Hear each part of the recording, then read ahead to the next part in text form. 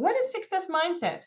And what does it mean? So instead of just defining what success mindset is, I'm going to talk about I'll try harder and why that is just wishful thinking and that is not making a success plan. And I want to talk to you about how I make a success plan for your student and help them, and how I can help you too. So here we are. How many times has your student said to you, I know, I'll try harder. I promise I'm going to try harder tomorrow, Mom. For that matter, how many times have you said that? Maybe to yourself, maybe to someone else. I know I'm going to try harder. Tomorrow is just going to be better. I'm just going to make it happen. I can do this. I just have to set my mind to it. I'm going to work harder. I'm going to make it happen. Did that work out very well? What happened the next day, and did trying harder make a difference in the long run in your life? Generally speaking, I'll try harder doesn't work at all. Because the same things that held us back from succeeding in the first place are still there the next day and the day after and the week after and the month after. And we haven't faced those things, and we haven't made a plan for accommodating or dealing with those things, or really facing our own personal fears and struggles. So I'll try harder. This is something I do not allow for my students. I don't accept this. This is just an excuse. It is wishful thinking, and it is not a plan for success. When they say, I'm going to try harder, actually, they don't even say that to me anymore. Usually, they only say it once to me, and then after that, they go, well, I don't know. I'm just going to go back to my plan, and I'm going to keep on going. That's the same as I'm going to try harder. I have the plan. I'm just going to go work the plan again. But what is going to make it different next time? What held them back this time from succeeding? And how are they going to overcome those hurdles so that they can succeed the next time? So that is what I want to talk to you about today. And I'm just going to work through the process, how I do that with my students in my classes, and how I can come alongside and help you do the same thing. Because I know, as a mom, that so many times I have looked at my students, at my children, and I've thought, I need to fill in the blank better. I have to make a difference. This really matters. And I know it matters, and you know it matters. Whatever that thing is, we know it really matters, and it's a priority to us. But if it's a priority, why is it not happening? What is holding us back, and what is stopping us from succeeding in that area? So I just want to talk more with you about that today. So for my students in classes, the very first thing I do in all of my classes is we have a one-on-one vision call, and I talk to the student. I ask questions like, what does it mean to be successful to you? I definitely don't ask them, what do you want to be when you grow up, or what are your career goals? That is just overwhelming, and that's the question everybody asks, and you get immediate shutdown. So unless the student already has a big plan in their mind, and if they do, they're going to share it. I don't have to ask. But most often it's, what does success look like? Is there someone that you look to and you say, they are really successful? And I don't want them to look at celebrities and people like that, because those people, they are in a different kind of category, and success for them is different than success for us. If success for me were to be the same as, a celebrity or a Hollywood star, or, like that, that's not even my path. It has to be someone on a path that I'm going to go on. So I really get my students to look around them. Who do you know that you want to be like? When you're an adult, who do you hope you'll be like? What is it about that person that makes you want to be like them? What makes them successful in their career? What makes them successful in relationships? What makes them successful? For many students, the best idea of success they can come up with is very material. And that's because usually that's how things are most easily defined. So success might be, I had a student, it was owning a red Ferrari. Okay, well, if you want to own a red Ferrari, what kind of a life do you want? If you want a house and you want a car and you want a family, how are you going to pay for all that?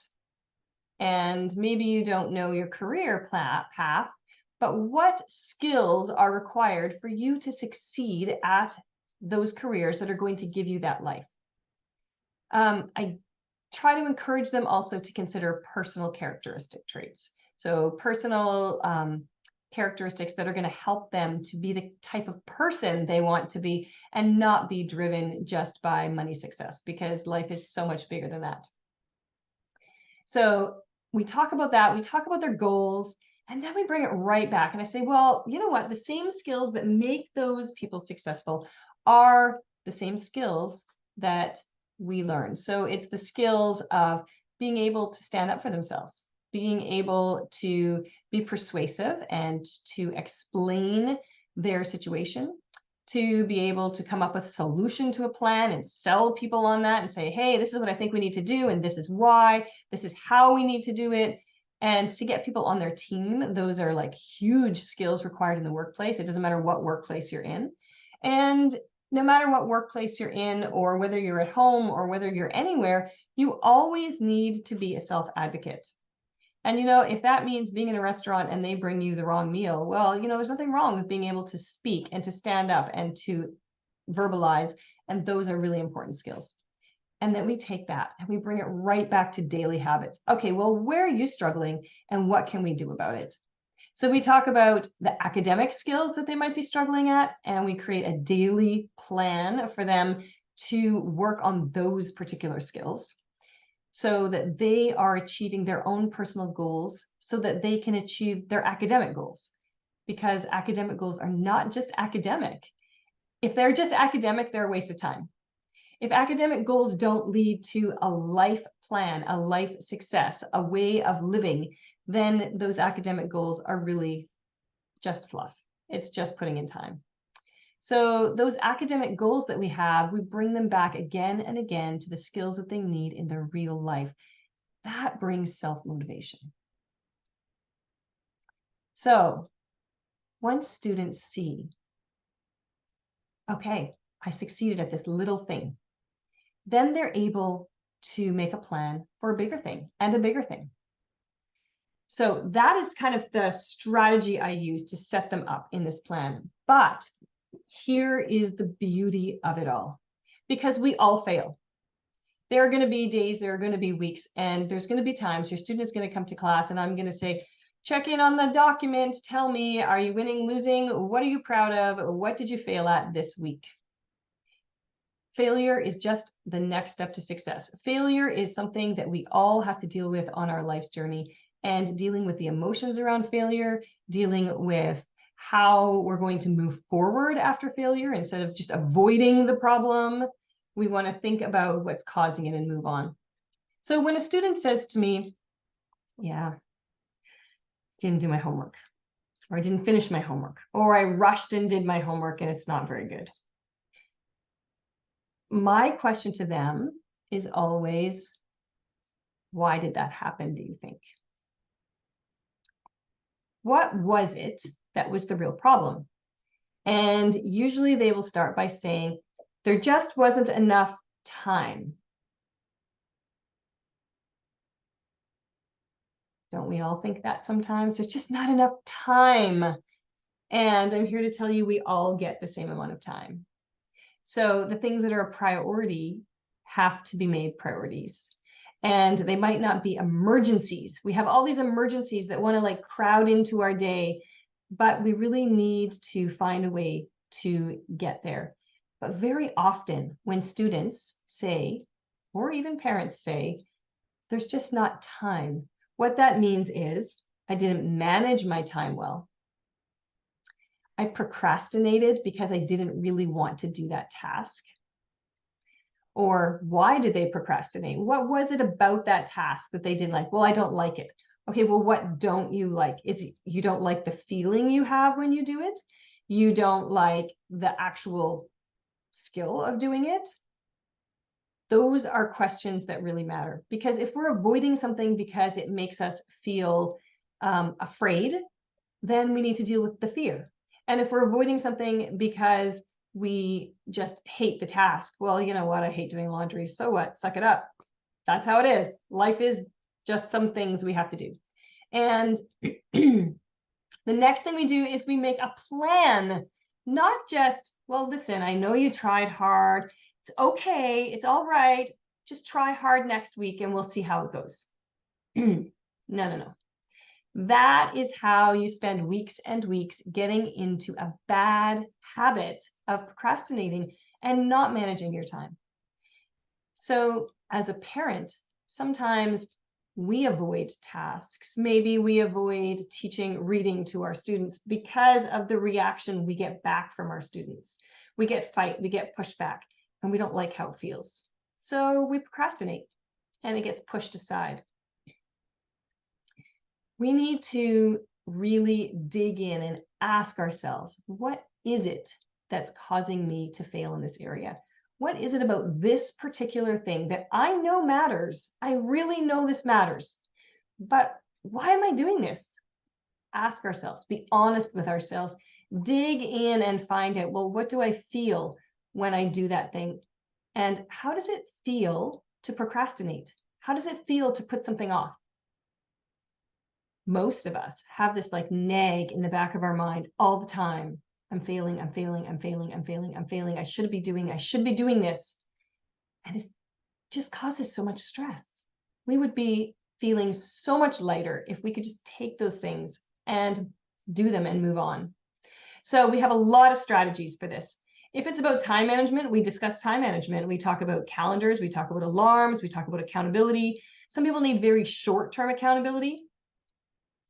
So for me, there's something that I really hate to do, and it's very important, and it's just being more active. And so very honestly, I have to text someone. Okay, I did it. Because if they're waiting for a text from me, I do it. Because otherwise they're going to say, I didn't get your text. Sometimes that's all it takes. We need accountability.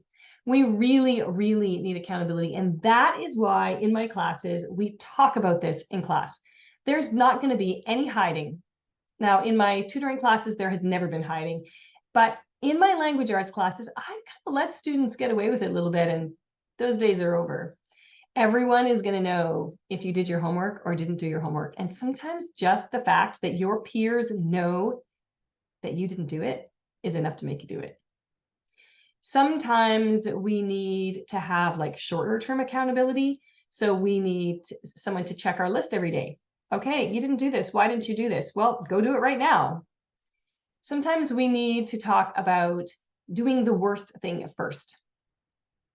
Get up in the morning, look at the list of things you have to do, nail the one that you hate the most.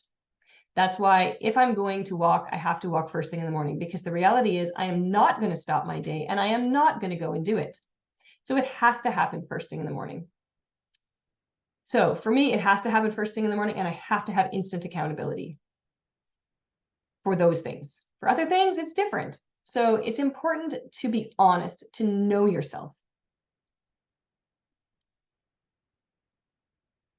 Everybody needs accountability. We can't live this life alone. We weren't meant to live this life alone. So there is something that I want to talk to you parents about. So I've showed you a little bit how I do this in my class with my students. And I've had parents say to me, oh, I need those skills too. You know what? I understand, because it took me well into middle age before I was getting them.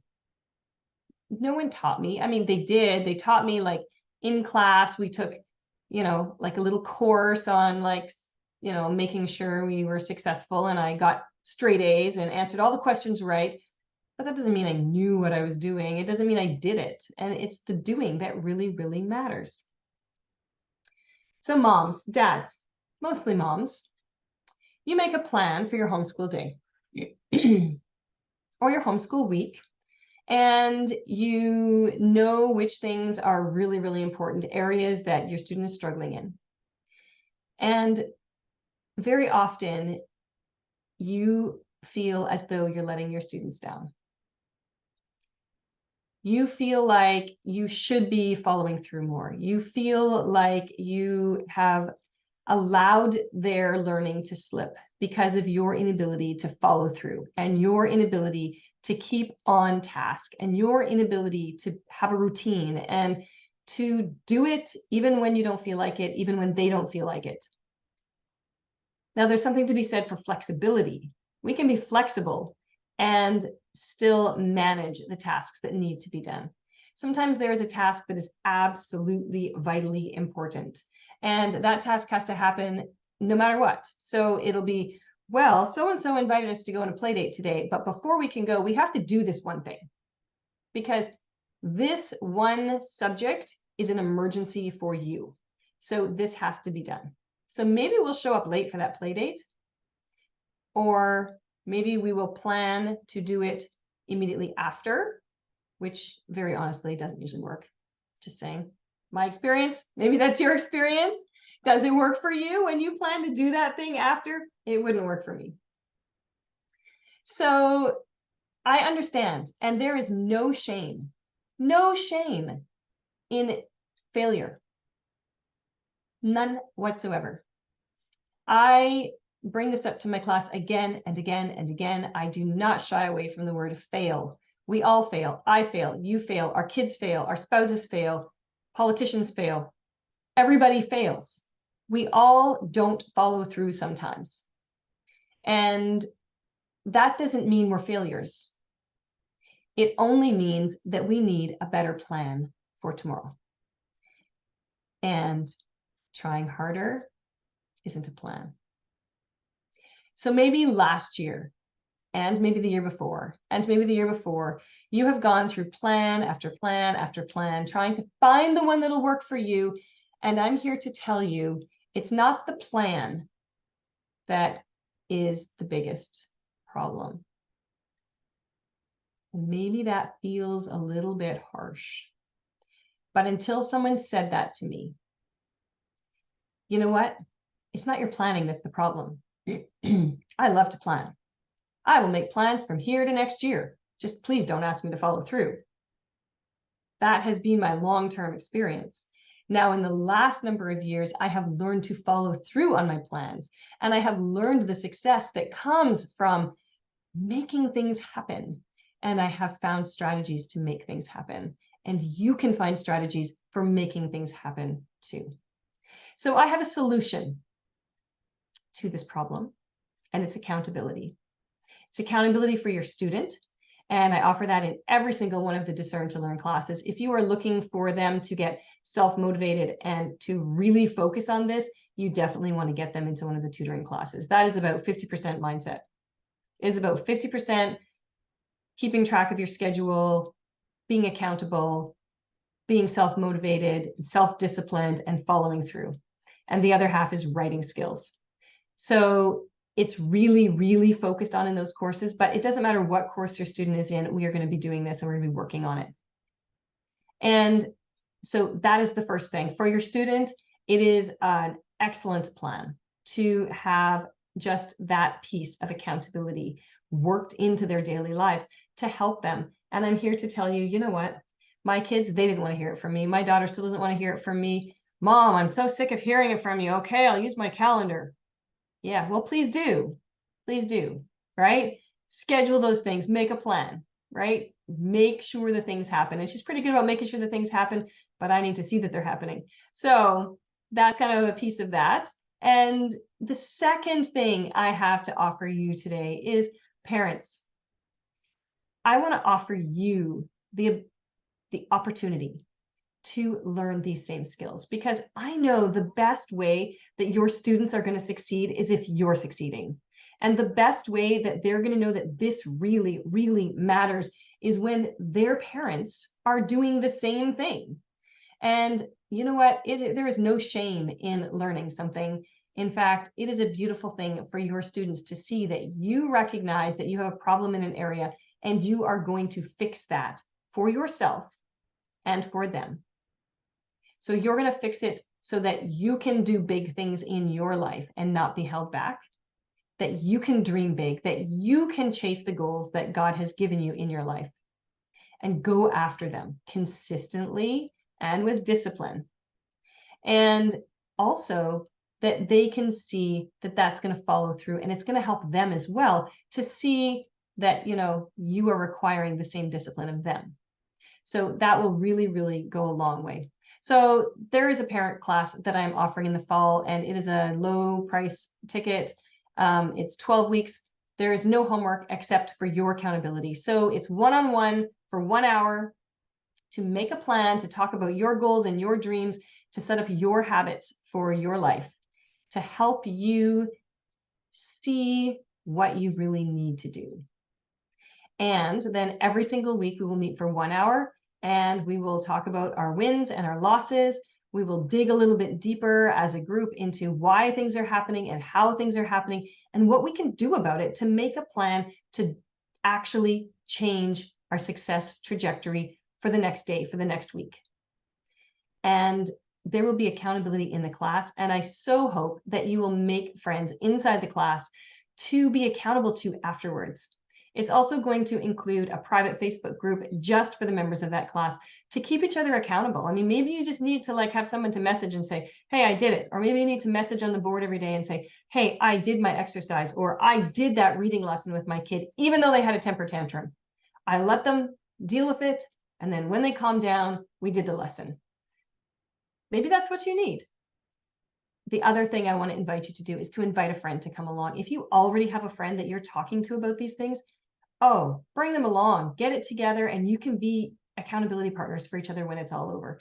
Accountability needs to continue after the course. So please do email me about that. I need 6 parents in order to run it, and it will be actually a lot of fun. And you will learn so much. And I hope that you will find the confidence that you need to step out and to do some big things. So I hope today that you have learned the value in a success mindset, that you have realized the need for your student to have it and the need for you to have it. And however you come to find that, I hope that you can find accountability in your life.